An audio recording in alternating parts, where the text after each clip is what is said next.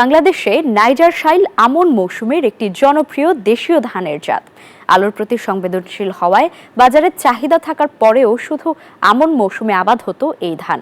তবে এখন থেকে বোরো মৌসুমেও নাইজার শাইল ধানের ফলন বৃদ্ধির সাফল্য পেয়েছেন বাংলাদেশ কৃষি বিশ্ববিদ্যালয়ের কৃষিতত্ত্ব বিভাগের অধ্যাপক ডক্টর মোহাম্মদ আব্দুস সালাম। ময়মনসিংহ থেকে সৈয়দ নোমানের রিপোর্টে বিস্তারিত। নাইজার শাইল ধান মূলত আমন মৌসুমের একটি জাত। এটি আলুর প্রতি সংবেদনশীল। তবে এই ধান এখন বোরো মৌসুমেও উৎপাদন সম্ভব বলে গবেষণায় পেয়েছেন বাংলাদেশ কৃষি বিশ্ববিদ্যালয়ের কৃষিতত্ত্ব বিভাগের অধ্যাপক ডক্টর মোহাম্মদ আব্দুস সালাম। গবেষকরা বলছেন, প্রচলিত নিয়ম মেনেই ধানের এই জাতটির বোরো মৌসুমে ফসল উৎপাদন সম্ভব।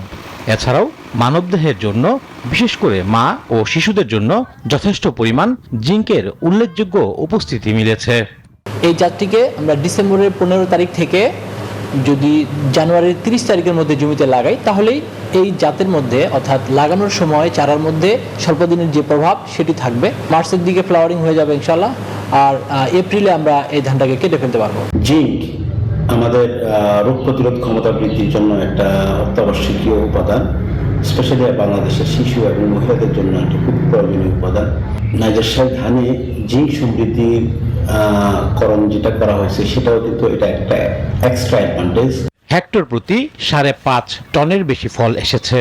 তবে মাটি থেকে ধানের পাতায় জিঙ্কের প্রয়োগ বেশি কার্যকর বলে জানিয়েছেন প্রকল্পের প্রধান গবেষক। ফলিয়ার স্প্রে সরাসরি যদি পাতায় স্প্রে করা হয়, সেখান থেকে কিন্তু গাছ সরাসরি জিঙ্কটা কিন্তু গ্রহণ করতে পারে। জিঙ্ক গ্রহণ করে এই জিঙ্কটা কিন্তু পাতা ধানের দানায় গিয়ে জমা হতে পারে। সেই ক্ষেত্রে কিন্তু এই ফলিয়ার বা পাতায় স্প্রের মাধ্যমে জিঙ্কের পরিমাণ বেড়ে গেছে।